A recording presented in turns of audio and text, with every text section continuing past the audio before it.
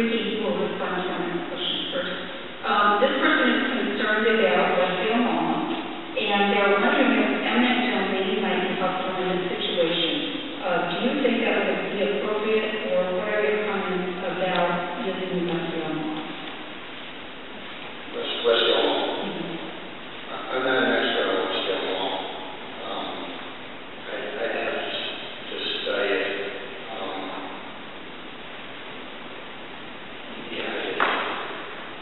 Sorry.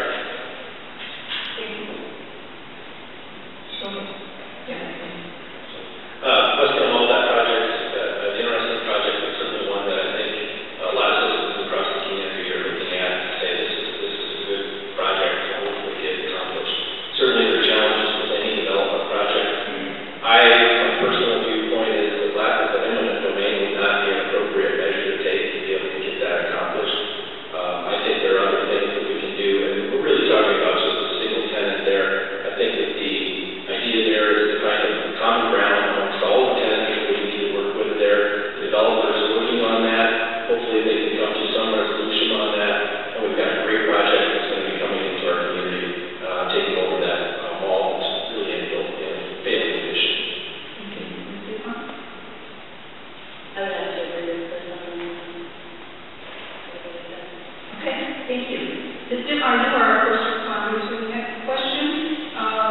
This person would like to know, what would you do to support the Cedar Rapids Blue Zone effort?